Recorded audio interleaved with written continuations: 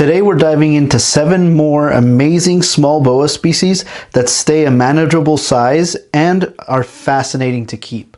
Let's jump right in. Number 1 on the list is the viper boa. The viper boa is a thick-bodied and dangerous-looking snake from Papua New Guinea. The viper boa rarely exceeds 3 feet, so it's a very small snake, and it mimics the appearance of a death adder. At least to me, it looks exactly like a death adder, which kind of lives in the same area. I don't know if death adders live in Papua New Guinea, but I know that they both live in Australia, so that's probably where it got that adaptation from. They're mostly active at night, and are usually hiding under debris like leaf litter or bark. So if you're herping out in the area and you're trying to find a viper boa, please be careful because you don't want to accidentally pick up a death adder. I mean, it's in the name. Don't touch it. You understand? Don't go in there. Don't touch it! All right. This is probably my favorite species on this list that I made because it looks cool. I mean, it looks like a venomous snake, but it's not. So it's all the cool factor and none of the risk. They are pretty up there in price, but not as much as I thought they would be, so that might be a future for me. Moving on to number 2 is the Dominican Red Mountain Boa. This is another fascinating species that I found for this list. They usually have a brownish to reddish hue, and they do fire up and down just like crested geckos. They used to be considered part of the Epicrates genus, but have now been classified as Chilobothris. Basically, they used to be considered cousins of the rainbow boa, but now they're considered cousins of the clouded boa, which Dave Kaufman did an amazing video on. I suggest you guys go watch that. They're mainly arboreal, but have been found on rocky hillsides and mainly dry forests. They feed on small birds, lizards, and rodents in the wild. Number 3 on the list is the rubber boa. It's a chunky, slow-moving snake that only grows to about 2 feet, which is very surprising for a boa. It's smooth and rubbery, which kind of gives it its name. It's also one of only 2 species of boas that actually are endemic to North America, which I think is pretty awesome. This means that they can tolerate temperatures better than most snakes and often eat the young of small mammals by sneaking into nests and using its tail as a decoy. If you've ever been on the West Coast and have been looking for rubber boas and have found one, usually you'll see their tails kind of like chewed up and marred. That's just because they actually do use their tails as a decoy. They kind of mimic head movements with it.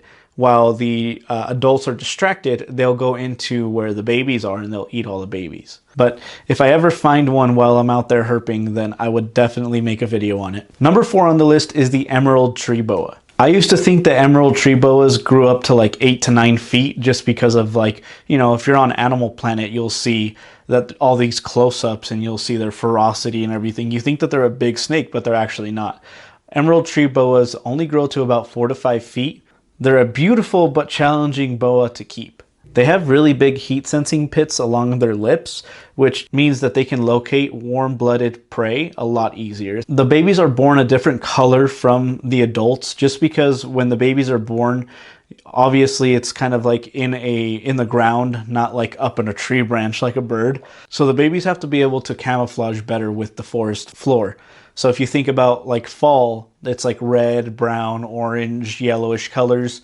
That's why emerald tree boas are born with those colors on them. And as they progress up the tree, as they grow into adults, then that's why they turn into that green color. Number 5 on the list is the Dumeril's boa. This is an amazing boa that has a beautiful pattern on it, and it's from Madagascar's dry forests. They're a thick-bodied species that usually stays under 6 feet, but they have been known to grow up to like 8 or 9 feet. They are pretty small compared to most other boa constrictors, like the imperator and then the constrictor.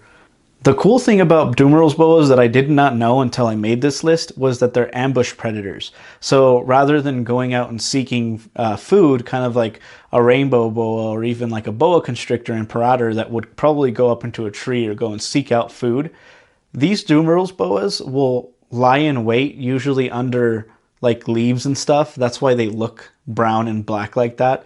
And they're ambush predators, so they'll just wait for something to come by and then they'll strike. That's probably why they're so thick-bodied as well. The economy on this snake kind of fluctuates a lot.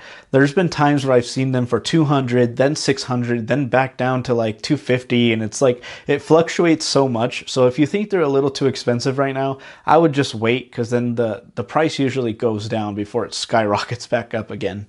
Number 6 on the list is the Indonesian Tree Boa. This is another gem from Southeast Asia, and the Indonesian Tree Boa is a pretty small and secretive species. It only grows to about 3 feet. It's perfect for people who want a boa, but is just completely unique from like any other boa that you can find. They prefer humid environments and have a keeled, rough texture, which helps them blend in with bark, branches, leaves, all that kind of stuff. The most fascinating thing for me about them is their face. Their head looks so weird. It's like elongated, but also like puffy at the same time. It's just like different from most boas that I see. Number 7 on the list is the Bromeliad Boa. This is a species that I absolutely love because I've always loved smaller boas and pythons. With boas and pythons, it's always so fascinating to try to find like the smallest one, kind of like the pygmy python.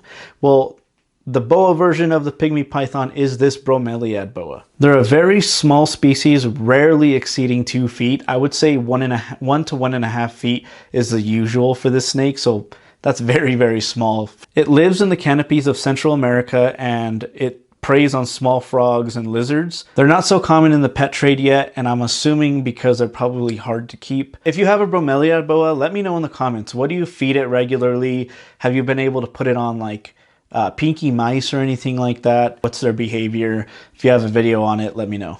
When I go to Lowe's or Home Depot, I often look in bromeliads just to see if I can like maybe find one and like, you know, cop a $1,200 snake for free. Just be like, oh yeah, Home Depot, I'll get this off your hands, you know, take it home.